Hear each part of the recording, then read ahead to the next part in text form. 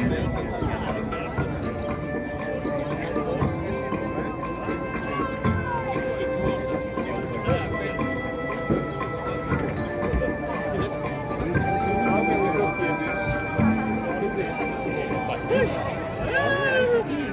good afternoon, ladies and gentlemen, boys and girls. Welcome to the Parrot Paradise Amphitheater. Sounds like you guys are ready to meet some pretty cool birds. Yes, well, I'd love to introduce you, starting off to Fever here, our scarlet macaw. We have a large variety of different birds we'd love to introduce you to, but we want to start off by thanking you all for making our presentation a part of your visit here today. Now, thanks to your visit, we're able to continue to do the work that we do year-round, which is focusing on breeding, research, education, and conservation. So we're going to start off talking a little seriously about conservation in a project that is near and dear to our heart, which is our blue-throated macaw recovery program. We'd love to introduce everybody to Benny, one of the blue throats that lives right here at African Lion Safari. Now, what makes him so special? Well, unfortunately for him, it is the fact that he is a blue-throated macaw. It is a critically endangered species. You can only find this type of bird living in the wilds of Bolivia. Their numbers there are ranging under 500 individuals. So this bird is certainly not doing all that well for themselves. So here at African Lion Safari, we've joined partnerships with the World Parrot Trust, an organization that focuses its conservation efforts on parrots in need in their wild habitats. We've joined them as a research and breeding partner, and we're hoping that together we can impact their wild numbers in the near future. Now, we did take a little bit of a step closer back in 2018. We welcomed our very first 2 hatched blue throats here at the park, and this young man was one of those chicks in that nest. Now, we've also added an additional 8 more chicks to our flock, so those 10 little birds could certainly mean a lot to the future of the species. We certainly could not do that without you, so we'd love to thank you for waking up today, joining us on safari, and deciding to become conservationists with us. Please give yourselves a big round of applause. All right, so now we're going to bring these birds up nice and close and get a look at some of the key characteristics of the parrot family. And while both Benny and Fever here are macaws, they can be more broadly classified as parrots. Now, one of the first things you may notice about these two are their bright, beautiful colors. While they stand up here in our adult safari environment, they help them blend in rather quite well in their natural habitat. The blues help them blend in with the shadows of the rainforest, the greens with the leaves, and the reds and yellows with the fruit. Now, moving on to their beak, all parrots have the signature hooked beak, but it is especially noticeable on bigger birds like the macaw. This beak is very powerful and makes them rather quite acrobatic. They use this beak to crush open nuts and seeds to get their favorite treats on the inside, and even like a third foot as they maneuver the way through their habitats. Now, moving on to their actual feet, parrots have what is called zygodactyl toe placement. You can see what that means here as they hold up their feet for you. It simply means that they have 2 toes facing forward and 2 toes facing backwards. This helps them have a strong grasp on their perches and also allows them to use their feet like we would use our hands while we're eating. Now, while these guys spend most of their time up in the treetops, to see them in flight is rather quite the sight. And using their wings here, they can reach speeds of up to 50 to 60 kilometers per hour. Now, going that fast, they have to have a way to help slow themselves down and turn, and that's where those big long tail feathers come in. If they're looking to make a landing, they can put on the brakes by simply fanning out those feathers for a nice graceful landing. Now, these two have done an excellent job, so let's give them a round of applause as they head on back home. Now, we as human beings share our environment with a variety of different species, and that's why it's of utmost importance that we try to keep it clean. And an easy way to do this is through recycling. So we're going to make a little bit of a mess out here, and luckily right here on safari, we have an expert recycler on hand. Coming on out here is Minnie Jo sooner than later, and Minnie Jo is what we call an African pied crow. Just give her a little bit to come on out. There he is. So you may notice that Minnie Jo here looks a little different from the crows that we have here in Canada, and that's because the African pied crow is the common crow species found around Africa. Now let's see what she can do here. Not the best at recycling today, apparently. But anyway, crows have a bad reputation of being gross and disgusting. This comes from the fact that they're often seen along roads roadways, eating our waste and roadkill. The birds are rather quite smart for doing this. They're getting an easy meal, but not only that, they're helping to keep the environment clean. They're helping to get rid of the waste and the roadkill, and also any harmful bacteria or diseases that may be found on it. Now, crows aren't only just smart for finding easy meals, they also do have the ability to talk. So Mini Joe here has done an excellent job, but we share his passion for the environment here at African Lion Safari and have taken some initiatives of our own. We're using biodegradable materials wherever possible and even have some benches around the park made of recycled milk jugs. Now, Mini Joe's last message here today is to always reduce, reuse, and recycle. So let's give him a big round of applause as a thank you. All right, our next bird is by far one of the most beautiful birds that we work with here at Parrot.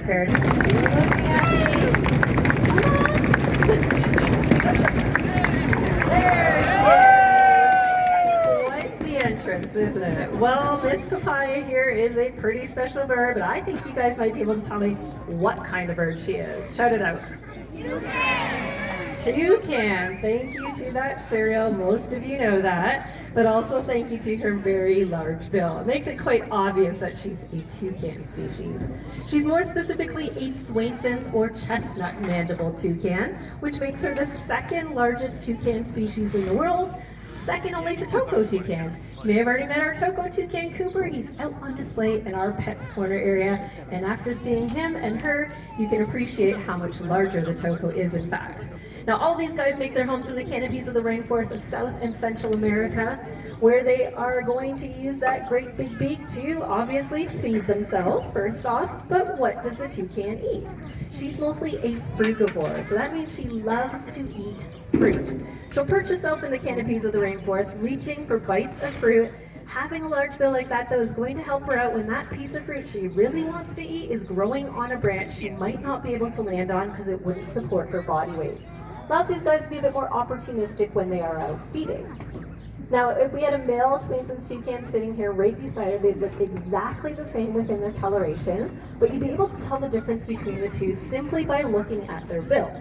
The male's bill, believe it or not, is larger than the one you're seeing on Papaya here today. Now, the bill, as I mentioned, does have a variety of different functions and uses, but probably one of the most interesting ones, or at least I find it to be one of the most interesting ones, is that scientists have proven it works much like the radiator of a car. So she has a blood supply flowing through this beak, and what she will do is use it to influence and change her body temperature. She exposes it to more sunlight or shade. It's certainly going to influence that body temperature of her own. But I think that Papaya's done an excellent job showing off her sheer beauty for us here today. We're going to send her on home and make way for our next bird. This little bird has a pretty unique call that's said to sound like the laughter of children. Quite often they're using their call to claim the edges of their territory in the wild. So they'll laugh out loud at the edge, neighboring kookaburras laugh back, all kind of establishing where one territory ends and the next one does begin. He has a close relative that lives here in North America with us. It's our belted kingfishers. These guys are the largest member of the kingfisher family, but unlike a kingfisher who mostly eats fish, as his name would suggest, laughing kookaburras in the wild are actually preying upon small mammals, small reptiles, and even insects in Australia. Now, I'm hoping he has a bit to laugh about today, so let's see if he has anything in store.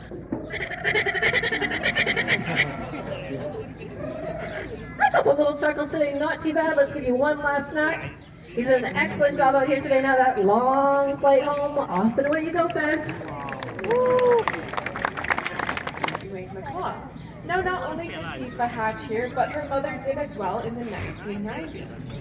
Now, when many people think about the characteristics of birds, their mind often goes to flying.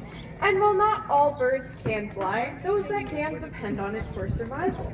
Flying can be a means of finding food, finding a mate, escaping predators, or even migrating. Now, macaws like FIFA here are from Central America, where food and temperatures are rather quite consistent all year round, so they're better geared towards short flights as they don't have to migrate. Now, we can all agree that FIFA is quite the stunner, and we thought the perfect way to include her in our presentation would be to have her fly. And luckily today, she's going to be doing just that, so her trainer is going to be making her way to the top of the stands, and FIFA is going to be flying over the heads of a few of our lucky visitors to that back corner. But in order to make it, she's gonna need a little encouragement. So we're gonna count down from 3 and yell take off. Are you guys ready? Yeah. All right. 3, 2, 1, take off. We might need to do it again, a little louder. You guys ready? 3, 2, 1, take off. Thanks. You're putting on the brakes there for another graceful landing. Let's hear it for FIFA. Now we've showcased many different characteristics of birds today, but there's one thing we have yet to talk about, and it's often what parrots are most well known for. Can anybody take a guess at what that is? Talking. So this here is Eddie, and contrary to popular belief, it's not the bigger birds like FIFA back there who are the best at talking, but the smaller ones like our Amazons, cockatiels, and even budgies. So Eddie here is a yellow-crowned Amazon, and she's rather quite chatty, so let's see what she has to say today. All right, our little Eddie likes to start off by greeting everyone. Pretty cheerful today, Eddie. It is a nice, beautiful summer day, and I think you're feeling excited. Love showing off for all of our guests. Now, Eddie's also the nosiest bird in our flock. So when we're working away, making her next treat, or even cleaning up after our birds, she will often ask us this next question.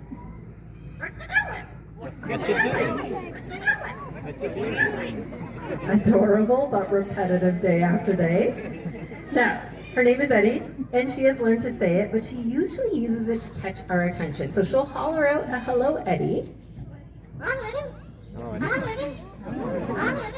No mistaking which bird is looking for our attention in the flock when we hear that. It's usually to play her favorite game. So what is Eddie's favorite game? I think you might figure it out.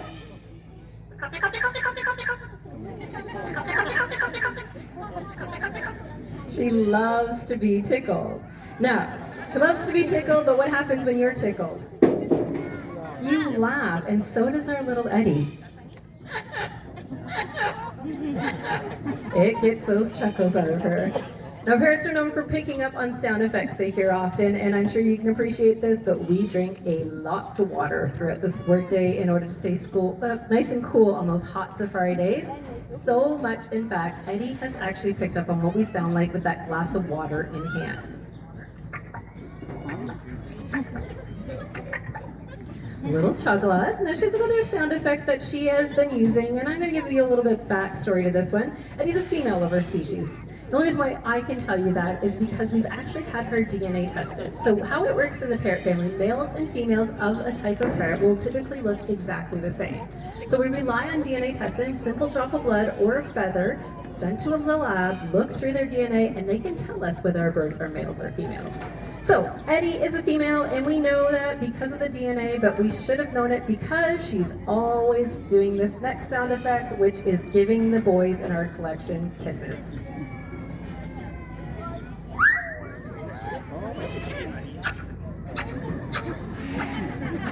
There we go, grabbing their attention with that kiss, and as you heard, she also will use that whistle. That also helps her out for sure. Now, parrots are known for their ability to sing, so Eddie's been working on some songs. Let's get her singing for you. We'll warm up her voice.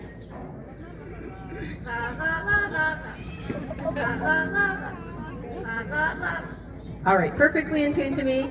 Now keep in mind when Eddie sings, she's a little off-key. She's been learning to sing for us, but her first tune will be our national anthem as she has proudly hatched right here in Canada.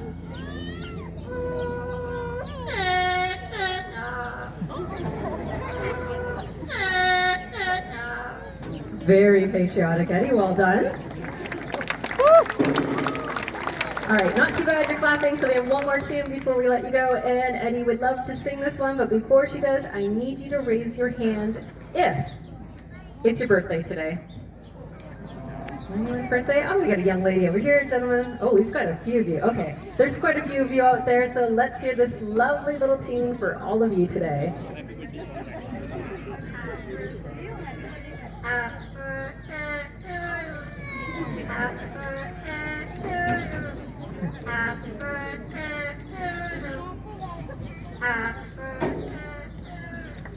All the words, none of the rhythm, but not too bad for little green bird. Give it up for our Eddie today. She's done an excellent job out here.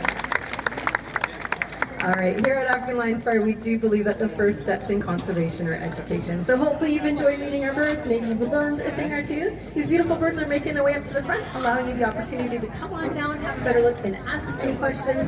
Don't forget around the corner.